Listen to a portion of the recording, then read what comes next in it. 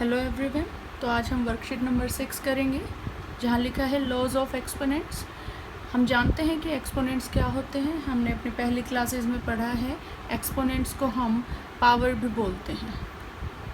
जो हम बोलते हैं, मान लो अगर हम लिखते हैं a raise to power b, a raise to power c, तो यहाँ पर क्या है, b और c क्या है, हमारे एक्सपोनेंट्स हैं।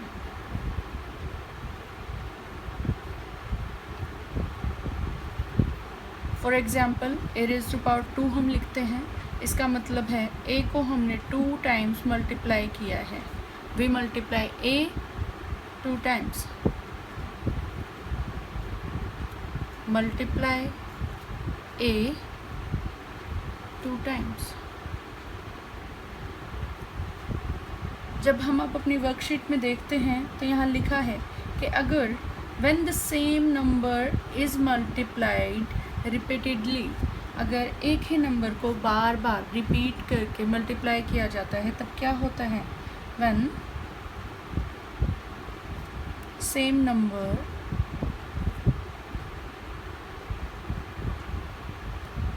is multiplied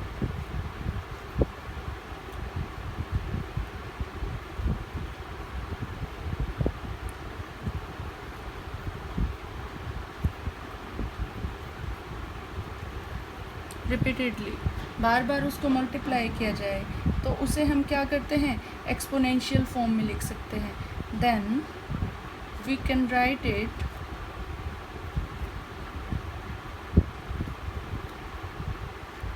in exponential form.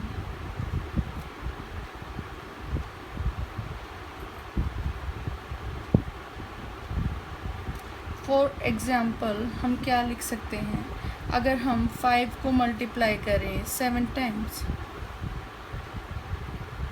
तो ये क्या होगा, it will be 5 multiply 5 multiply 5 multiply 5 again multiply 5 multiply 5 multiply 5। और इसे हम क्या लिख सकते हैं, that 5 raise to the power 7।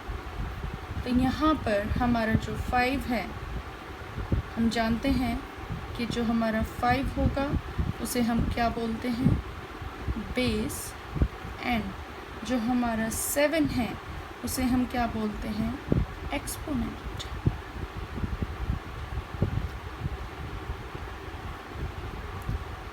तो यहाँ क्या दिया गया है, लॉज ऑफ एक्सपोनेंट्स हम पढ़ेंगे, लेकिन पहले एक्सपोनेंट्स के बारे में हमने पढ़ा जो हम प्रीवियस क्लास में पढ़ चुके हैं कि अगर किसी भी नंबर को रिपीटेडली बार बार मल्टीप्लाई किया जाए तो उस नंबर को हम क्या लिख सकते हैं, एक्सपोनेंशियल फॉर्म में राइट डाउन कर सकते हैं। जो कि कहते हैं, एग्जाम्पल में देखते हैं, 5 मल्टीप्लाई 7 टाइम्स हमने किया, करने के बाद क्या लिख सकते हैं, 5 रेज़ टू द पावर 7। जो 5 है वो हमारा बेस होगा और 7 जो है वो हमारा एक्सपोनेंट होगा। सेम हमारा a रेज़ टू पावर 2 में भी है। अगर हमने लिखा है a रेज़ टू पावर 2, मतलब a को हमने कितने बार मल्टीप्लाई किया है, 2 बार मल्टीप्लाई किया है, और यहाँ पर जो बेस क्या है, a होगा और पावर क्या होगी, 2 होगी। नाउ आगे हमारे एक्सपोनेंट्स के रूल हम पढ़ेंगे। ये हमने जो प्रीवियस क्लास में पढ़ा हम उसे रिवाइज कर रहे थे। Now we will study laws of exponents. तो एक्सपोनेंट्स के कुछ लॉज हैं, उसमें सबसे पहला जो हमारा रूल है, रूल नंबर 1 हम लेंगे। Rule number 1 is a raise to the power m हो। अगर a के एक्सपोनेंट में m है और उसके मल्टीप्लाई में हम क्या लेते हैं, a raise to the power n, तो यहाँ पर जो हमारा a है वो बेस है, बेस सेम हो जाएगा। फर्स्ट थिंग हम जो देखते हैं, बेस इज़ सेम, बट हमारा जो एक्सपोनेंट है या फिर पावर है वो डिफरेंट है। इस केस में क्या होगा, हम बेस को एज इट इज़ 1 टाइम लिख लेंगे और उसके पावर में क्या करेंगे, जब भी मल्टीप्लाई का साइन होगा हम पावर्स को ऐड कर देंगे, a raise to power m plus n कर देंगे। नाउ रूल नंबर 2 हमारे पास होता है rule number 2 is if we have a raised to the power m और उसी के पावर में हमें एक और नंबर दे दिया गया n, तो इस केस में हमारे पास क्या होगा? इस केस में जो हमारा बेस है वो एक ही है a, और हमारी जो पावर्स जो डिफरेंट दी गई हैं हम उन्हें क्या करेंगे, वो हमारी दोनों पावर्स जो हैं मल्टीप्लाई हो जाएंगी। हम उन्हें लिखेंगे m इंटू n, जो बन जाएगा a raised to power m n। Now we have rule number 3. Rule number 3 is कि अगर आपके पास कोई नंबर है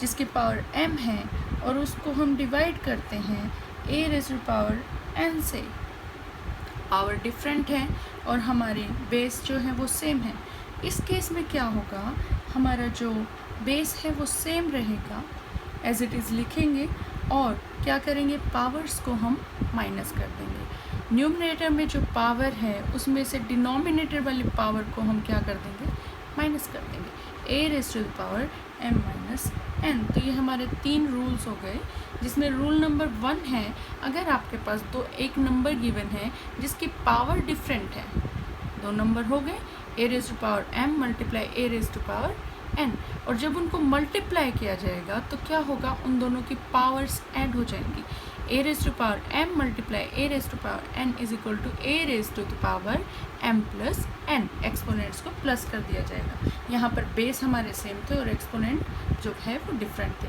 रूल नंबर 2 कहता है a raised to the power m n, a raised to the power m लिया और उसके भी पावर में हमने क्या लिया, n लिया। इस केस में क्या होगा, जो ये ब्रैकेट है वो साइन होता है मल्टीप्लाई का, इसमें हम a raised to the power m और n जो दोनों पावर्स गिवन हैं उन दोनों को हम मल्टीप्लाई कर देंगे और हमारा आंसर बनेगा a raised to the power m n। Then rule number 3 हमें क्या कहता है, रूल नंबर 3 कहता है अगर a raised to the power m को डिवाइड किया जाए a raised to the power n से तो वो इक्वल आएगा a raised to the power m minus n। जब भी 2 एक्सपोनेंट वाले नंबर को हम डिवाइड करेंगे तो एक्सपोनेंट्स आपस में माइनस हो जाएंगे, न्यूमिनेटर का जो एक्सपोनेंट है उसमें से हम डिनोमिनेटर के एक्सपोनेंट को माइनस कर देंगे। तो ये हमारे 3 रूल हो गए। इसके आगे है रूल नंबर 4। अब रूल नंबर 4 क्या कहता है, rule number 4 is if we have 2 numbers a raised to the power m and b raised to the power m। अब यहाँ पर क्या होगा, हमारे पास पहली चीज़ हम क्या देखते हैं कि हमारे जो बेस हैं वो डिफरेंट है, बेस आर डिफरेंट, और हमारे पास जो पावर्स हैं या एक्सपोनेंट्स हैं वो क्या है, सेम है। और साइन क्या होगा इनके बीच में, मल्टीप्लाई का साइन होगा। जब भी 2 नंबर्स जो एक्सपोनेंट्स में हैं उनको हम मल्टीप्लाई करेंगे और उनके जो बेस हैं वो डिफरेंट होंगे बट पावर उनकी सेम होंगी, तो वो हमें एक आंसर देंगे जिसमें हम बेस को आपस में मल्टीप्लाई कर देंगे और पावर जो है हमारी सेम रह जाएगी। जब भी बेस डिफरेंट हो और पावर सेम हो मल्टीप्लाई करेंगे और बेस हमारे मल्टीप्लाई होकर पावर सेम रहेगी। आफ्टर दैट रूल नंबर हमारा आता है 5। रूल नंबर 5 हमें क्या कहता है कि अगर कोई नंबर है जिसकी पावर में हमें मिलता है 0, एक्सपोनेंट में हमें क्या मिलता है, 0 मिलता है, उस केस में क्या होगा, वो ऑलवेज 1 के इक्वल होगा। अब ये 1 के इक्वल कैसे होगा ये हम ज़रा देख लेते हैं। देखिए, जब भी कोई नंबर के पावर में 0 हो, एक्सपोनेंट में 0 हो, मान लीजिए अगर x के पावर में 0 है इक्वल टू 1 है वो, तो ये कैसे होगा, कोई भी नंबर जो 1 बन जाता है, अगर मान लो 3 को 3 से डिवाइड किया जाए दैट विल गिव 1। अगर मैं 100 को 100 से डिवाइड करूं तो वो क्या देगा, 1 देगा। दो नंबर जो सेम होंगे और उनको डिवाइड कर दिया जाए तो आंसर में 1 देते हैं। x रेज़ टू पावर 0 लिया और इक्वल टू 1 लिया गया है, इसका मतलब क्या है, यहाँ पर हमारा x डिवाइड बाय x अगर हम करें तो वो इक्वल टू क्या होता है, 1 होता है। हाँ, x divide by x is equal to x divide x, यही होता है। और हम यहाँ जानते हैं x की पावर में क्या है, 1 है। यहाँ पावर लिखी नहीं है तो यहाँ पावर क्या होगी, 1 होगी। और जब भी हमने जो रूल पढ़ा है, अगर a रेज़ टू पावर क्या हो, हमारे पास a raise to the power m है और हम उसे डिवाइड करते हैं a raise to the power n से, तो क्या होगा, डिवीज़न में a raise to power m minus n हो जाएगा। उसी तरह से अगर x को x से डिवाइड किया, x raise to power 1 x raise to power 1 divide होंगे तो x raise to power base same है तो x कॉमन आ जाएगा और हमारा 1 माइनस 1 पावर में होगा, तो ये क्या आंसर देगा, x रेज़ टू पावर 0। एक और एग्जांपल ले सकते हैं, कोई भी नंबर ले लो, 5 ले लिया, 5 को 1 बनाने के लिए हम क्या करेंगे, 5 डिवाइड बाय 5 करेंगे। 5 के पावर में 1 है, यहाँ भी 1 है, तो ये क्या होगा, 5 रेज़ टू पावर, एक्सपोनेंट्स के रूल से सॉल्व करेंगे, 5 raise to power 1 minus 1, it will give you क्या, 5 रेज़ टू पावर 0 और इक्वल टू 1। तो हमारा जब भी किसी नंबर के एक्सपोनेंट में 0 होगा तो वो इक्वल टू क्या हो जाएगा, 1 हो जाएगा। ये हमारे 5 रूल हो गए। These are 5 rules of exponents. Now worksheet में जो आगे दिया है आपको कुछ एग्जाम्पल्स दिए हैं। एक और रूल इन्होंने छोटा सा बताया है आपको, अगर हम 1 को किसी एक्सपोनेंट नंबर से डिवाइड करते हैं तो क्या होगा, हमारा जो एक्सपोनेंट नंबर है वो ऊपर आ जाएगा और न्यूमरेटर में उसे हम ले आएंगे, बट उसकी पावर जो प्लस में थी वो क्या हो जाएगी, माइनस में हो जाएगी। कहने का मतलब कोई भी नंबर अगर आपको डिनोमिनेटर में लिखा जाता है, अगर आप उसे न्यूमरेटर में लाते हैं तो उसकी पावर क्या हो जाएगी, उसकी पावर चेंज हो जाएगी, उसकी पावर का जो साइन है वो हमेशा चेंज हो जाएगा।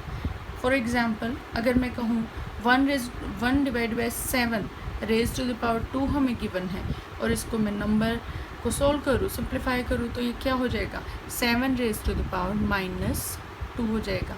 2 जो हमारा एक्सपोनेंट है 7 के ऊपर, उसकी पावर क्या है, पावर का साइन चेंज हो जाएगा। अगर हम दूसरा केस लें, 1 divide by 7 raise to power minus 2 दिया गया है, इस केस में क्या होगा, इस केस में आपका न्यूमरेटर में आप जब इसे लेकर आओगे तो यहाँ दोबारा से इसका साइन चेंज होगा, इसके सामने माइनस लगेगा और माइनस मल्टीप्लाई होकर आपको क्या देता है, माइनस माइनस मल्टीप्लाई होकर आपको पावर में क्या दे देगा, 2 दे देगा। तो यहाँ माइनस से प्लस हो जाएगा, अगर पावर में साइन माइनस है तो प्लस हो जाएगा, अगर प्लस है तो वो क्या हो जाएगा, माइनस। फिर से सुनिए, अगर आप 1 को किसी ऐसे नंबर से डिवाइड करते हैं जिसकी पावर में कुछ लिखा गया है a raise to the power n, तो जब वो न्यूमरेटर में जाएगा तो a raise to the power जो n है वो माइनस n हो जाएगी। अगर a raise to the power minus n है, a raise to the power minus n है तो वो क्या हो जाएगी, प्लस n हो जाएगी। तो ये हमारा एक और सिंपल सा रूल था। इसके बाद हमें कुछ एग्जाम्पल्स दिए गए हैं। एग्जाम्पल्स आर 17, फर्स्ट एग्जाम्पल जो आपको दिया गया है, 17 raise to the power 2 multiply 17 raise to the power 5। अब आप एक्सपोनेंट्स के रूल्स अप्लाई करेंगे और इन क्वेश्चंस को सॉल्व करेंगे। अब ज़रा ध्यान दीजिए, जो हमारा इस क्वेश्चन में बेस है, एक्सपोनेंट बेस है जो, वो क्या है, 17 सेम है, और एक्सपोनेंट्स क्या है, एक्सपोनेंट्स हमारे पास या पावर जो है वो 2 है और 5 है। जब भी यहाँ पर हमारा क्या रूल अप्लाई होगा कि जब भी हमारे जो है बेस हैं वो सेम होते हैं और पावर्स क्या हैं वो डिफरेंट होती हैं, m एंड n, और उनको हम क्या करते हैं, मल्टीप्लाई करते हैं, तो हमारे जो पावर्स हैं वो क्या हो जाते हैं, ऐड हो जाते हैं। तो यहाँ देखिए क्या होगा, आपका बेस सेम है तो बेस सेम होने की वजह से हम बेस को एज इट इज़ रखेंगे और हमारे पावर्स जो डिफरेंट हैं उनको हम क्या कर देंगे, ऐड कर देंगे। तो आंसर आपका क्या आ जाएगा, 17 raised to the power 7। Now second question is 5 raised to the power 2 raised to the power 7। अब आपने एक रूल पढ़ा था एक्सपोनेंट में कि a raised to the power m है और उसके पावर में क्या है, n है। तो क्या होता है, a हमारा एज इट इज़ रहता है लेकिन उसकी पावर में जो नंबर्स लिखे गए हैं उन दोनों को हम क्या कर देते हैं, मल्टीप्लाई कर देते हैं, a raised to the power mn वो बन जाएगा। ऐसे ही यहाँ पर जब हमारे 5 raised to the power 2 और 7 है, होल पावर 7 है, तो हम दोनों पावर्स को क्या करेंगे, मल्टीप्लाई कर देंगे। आफ्टर मल्टीप्लाइंग हमारे पास क्या आएगा, answer will be 5 raised to the power 14। Now next is, अगला क्वेश्चन हमारा है 9 raised to the power 10 और उसको डिवाइड किया गया है 9 raised to the power 4 से।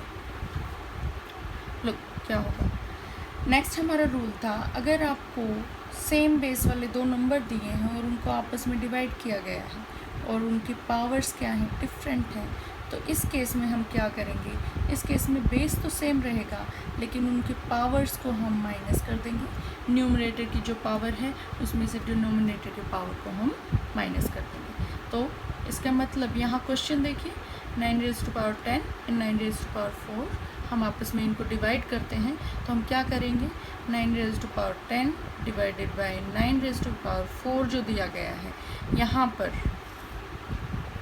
क्या हो जाएगा, 9 raised to power 10 माइनस 4 कर दीजिए, m माइनस n जो किया था वही यहाँ पावर्स के साथ हो जाएगा और यहाँ क्या आंसर आएगा, 9 raised to power 6 हमारा आंसर आ जाएगा।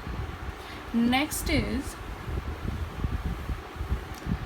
क्वेश्चन दिया है 3 raised to the power 4 multiply क्या किया गया, 5 raised to the power 4।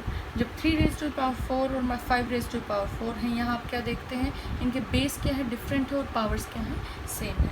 अब हमने एक रूल पढ़ा था जिसमें a raised to the power m multiply b raised to the power m था, मतलब बेस डिफरेंट हुए और जो पावर्स हैं वो क्या हो गई, वो सेम हो गई।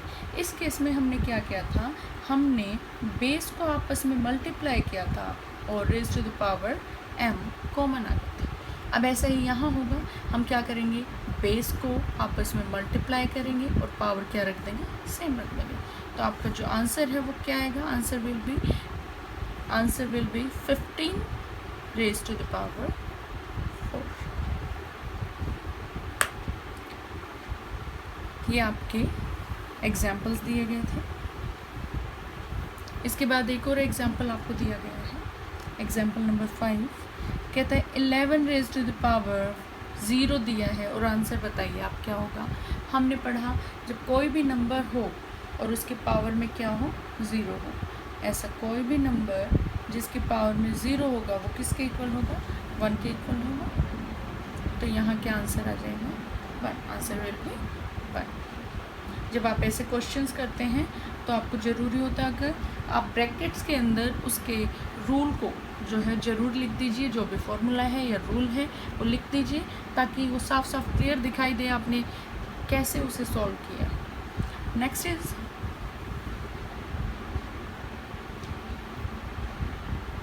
ये एक क्वेश्चन राइज होता है, क्या हम स्क्वायर रूट और क्यूब रूट जानते हैं स्क्वायर रूट क्या होता है। अगर कोई नंबर है उस पर रूट लगा है, स्क्वायर रूट जो बात करते हैं, स्क्वायर रूट क्या होगा, स्क्वायर रूट ए क्या होगा, ए रेज टू द पावर 1/2। और क्यूब रूट ए क्या होगा, क्यूब रूट ए होगा ए रेज टू द पावर 1/3। अब ये क्वेश्चन राइज करता है, क्या जो हमारे स्क्वायर रूट है और जो हमारा क्यूब रूट है वो भी एक्सपोनेंशियल फॉर्म में लिखे जा सकते हैं? क्या उनको हम एक्सपोनेंट्स के फॉर्म में लिख सकते हैं? तो हाँ, हम उन्हें एक्सपोनेंट्स के फॉर्म में लिख सकते हैं। जैसे अगर आपके पास दिया गया है √5, √5 का मतलब क्या होगा कि स्क्वायर रूट 5 है, इसे हम बोलते हैं स्क्वायर रूट 5। और स्क्वायर रूट 5 क्या हो जाएगा हमारा, इसको एक्सपोनेंट के फॉर्म में अगर लिखना चाहें 5 raise to the power 1/2। Now cube root 5, तो ये क्या है आपका क्यूब रूट 5। अब क्यूब रूट जो 5 है हम उसको कैसे लिख सकते हैं, 5 रेज टू द पावर 1/3। तो ये भी एक्सपोनेंट्स की फॉर्म में आ गया, जहाँ बेस हमारा 5 है और एक्सपोनेंट क्या है 1/2 एंड 1/3। तो हम जो भी हमारे स्क्वायर रूट और क्यूब रूट होंगे उन्हें एक्सपोनेंट की फॉर्म में हम राइट डाउन कर सकते हैं।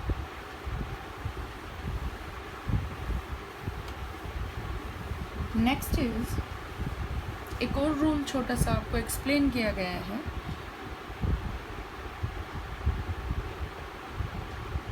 जो आपने एक्सपोनेंट से सीखा है, पावर से, क्यूब रूट और स्क्वायर रूट से, रूल क्या बनता है कि जब भी आपको क्यूब रूट या स्क्वायर रूट दिया गया है तो वो जो भी क्यूब रूट है या स्क्वायर रूट है क्या बन जाएगा, A raise to the power 1/n की फॉर्म में आप उसे लिख सकते हैं। और अगर आपको दिया गया है √a raise to the power n और उसके रेज टू द पावर में क्या है m, तो यहाँ क्या होगा, इस होल के पावर में क्या है, √a के पावर में क्या है m है। तो हम क्या करेंगे, a raise to the power, ये क्या खुल जाएगा, हम पहले √a को ओपन करेंगे, √a हमारा क्या बन जाएगा, a raise to power 1/n बनेगा, लेकिन इस पूरे के पावर में क्या दिया गया है, m दिया गया है। तो ये वही एक्सपोनेंट रूल बन जाता है कि बेस सेम है और हमारे पास पावर की पावर दी गई है, तो हम क्या कर देंगे, a raise to the power 1/n multiply क्या हो जाएगा m, दोनों पावर्स को मल्टीप्लाई करेंगे तो ये क्या बन जाएगा, a raise to power m/n। ये हमारा रूल है। नाउ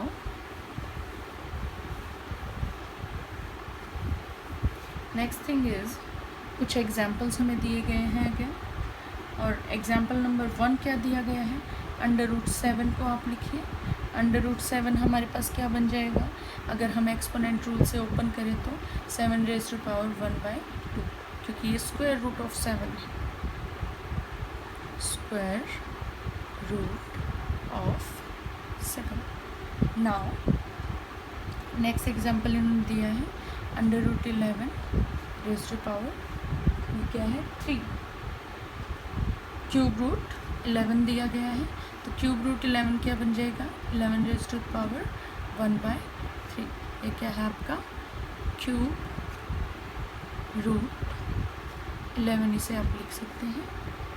अगला इन्होंने दिया है आपको √5, स्क्वायर रूट 5 दे दिया और उसके पावर में क्या दिया है, 3 दिया है। स्क्वायर रूट 5 और उसके पावर में क्या दिया, 3। अब जब स्क्वायर रूट 5 है तो इसको आप कैसे लिख सकते हैं, 5 रेज टू द पावर 1/2 और उसके पावर में क्या दिया है, 3।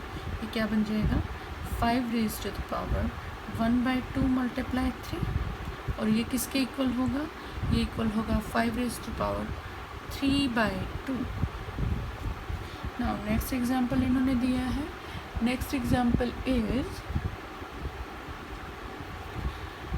क्यूब रूट 13 और उसके पावर में आपको दिया है 5. अब जब ये क्यूब रूट है तो क्यूब रूट को पहले हम ओपन करेंगे. 13 रेज़ टू द पावर 1/3 हमारा बनेगा और उसके पावर में क्या दिया है, 5 दिया है. तो हम क्या करेंगे, यहाँ पर बेस को रखेंगे और पावर्स जो डिफरेंट दी गई हैं उनको हम क्या कर लेंगे, मल्टीप्लाई कर लेंगे.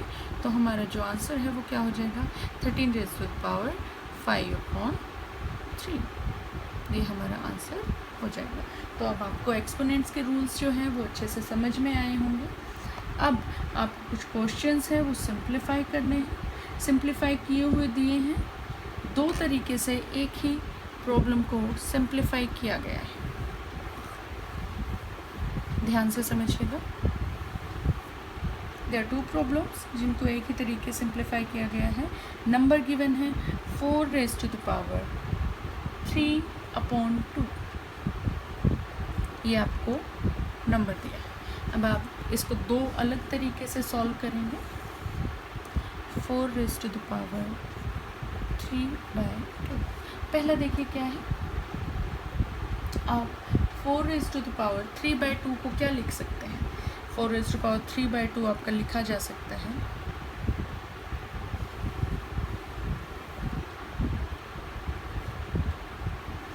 4 raise to power 1/2 multiply by 3.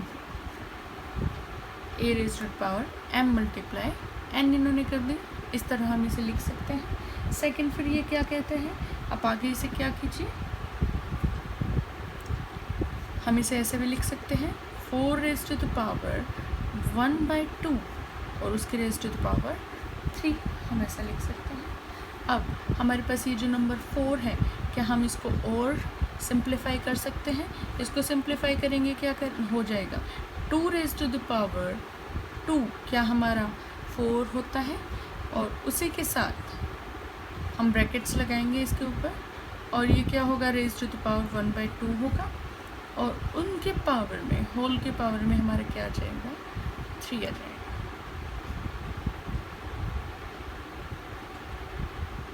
अब देखिए जरा,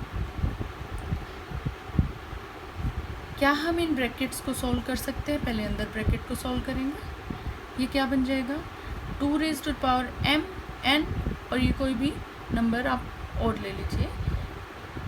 और तो यहाँ क्या हुआ, 2 raise to the power 2 multiply 1/2. हम इसे ऐसा लिख सकते हैं, m इंटू n कर दिया हमने. जब ये m इंटू n किया है तो ऊपर क्या है, रेज़ टू द पावर 3 भी है. क्या है, यहाँ 2 से 2 कैंसिल आउट हो जाएगा. पावर में क्या बचा, 1 बचा. तो यहाँ क्या बन जाता है, 2 रेज़ टू द पावर 1 और उसके रेज़ टू द पावर 3. यही है. या तो डायरेक्ट आप इसको क्या लिख सकते हैं, 2 raise to the power, direct आप इसको लिखिए 2 रेज़ टू द पावर 3. या फिर आप इसको एक और तरीके, जब ये m और n है तो 2 रेज़ टू द पावर क्या हो जाएगा, 1 मल्टीप्लाई 3 हो जाएगा. क्या बन जाएगा फिर ये, 2 रेज़ टू द पावर 3. तो ये आपकी एक तरीके से आपने क्वेश्चन, एक वे में आपने इस प्रॉब्लम को सॉल्व किया, सिंप्लीफाई किया. अब एक दूसरा तरीका है, एक और तरीका, इन्हीं एक्सपोनेंट्स को, जो लॉ हमने पढ़े हैं एक्सपोनेंट्स के, इन्हीं लॉज को यूज़ करके हम इन प्रॉब्लम को सॉल्व कर रहे हैं. अब जो दूसरा है 4 रेज़ टू पावर 3/2, इसको हम किस तरह सॉल्व कर सकते हैं. इन्होंने इसको सिंप्लीफाई किया. अगेन वही 4 रेज़ टू द पावर, आप क्या लेंगे,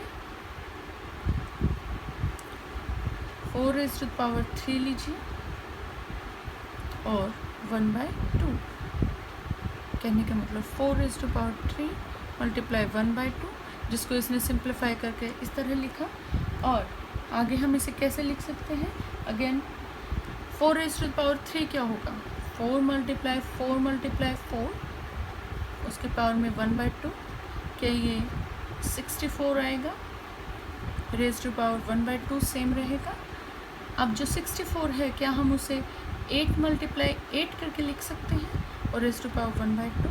जब ये 8 मल्टीप्लाई 8 है तो 8 रेज टू द पावर क्या होगा, 2 हो जाएगा, और उसके होल के power 1/2।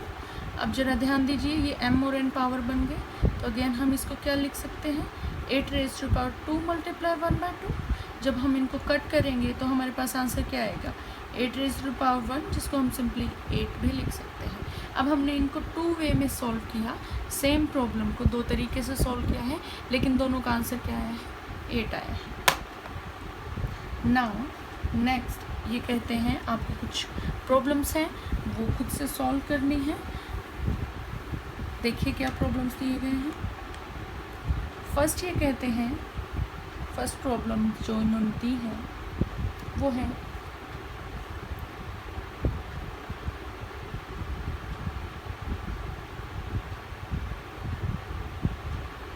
3 raised to the power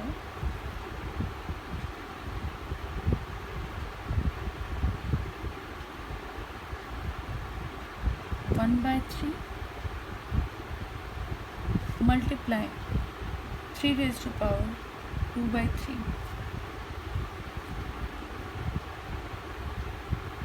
ये क्या हो जाता है, यहाँ पर आप क्या रूल यूज़ करेंगे, यहाँ पर आपका बेस सेम है तो ये होगा a raise to power m multiply a raise to power n, और यहाँ पर क्या रूल हो जाएगा, a के पावर में जब दो डिफरेंट नंबर होंगे, बेस सेम होगा, पावर्स डिफरेंट होंगी, तो हम a raise to the power m plus n कर देंगे। ये हमारा रूल यहाँ पर इस्तेमाल होगा और इसे यूज़ करके आप इस क्वेश्चन को सॉल्व कर सकते हैं। नेक्स्ट क्वेश्चन आपको क्या दिया गया है, नेक्स्ट क्वेश्चन आपको दिया है 5 रेज़ टू द पावर 3 और उसके रेज़ टू द पावर 1/5 आपको दिया गया है। अब आप ज़रा ध्यान दीजिए, आपको बेस तो a दे दिया और पावर्स जो हैं वो आपको m और n करके दी हैं, तो इस केस में क्या होता था, हम दोनों पावर्स को क्या करेंगे, मल्टीप्लाई कर देंगे, a raise to power m multiply n। ये रूल यूज़ करके आप इस क्वेश्चन को सॉल्व करें।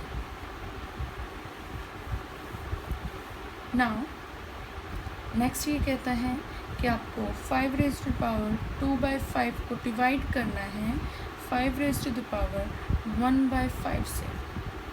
इन दोनों केसेस में क्या होगा, जब भी एक नंबर है जिसका बेस सेम है बट पावर क्या है, m और n डिफरेंट दी गई हैं, तो इस केस में हम क्या करते थे, a raise to the power numerator से जो पावर है उनको हम क्या करेंगे, डिनोमिनेटर को हम न्यूमरेटर में से माइनस कर देंगे। इस रूल को यूज़ करके आप इस क्वेश्चन को सॉल्व कर सकते हैं। नेक्स्ट एक और इन्होंने प्रॉब्लम दी है 10 और बोलते हैं 2 raise to the power 1/9 multiply by 3 raise to the power 1/9 आपको दिया है।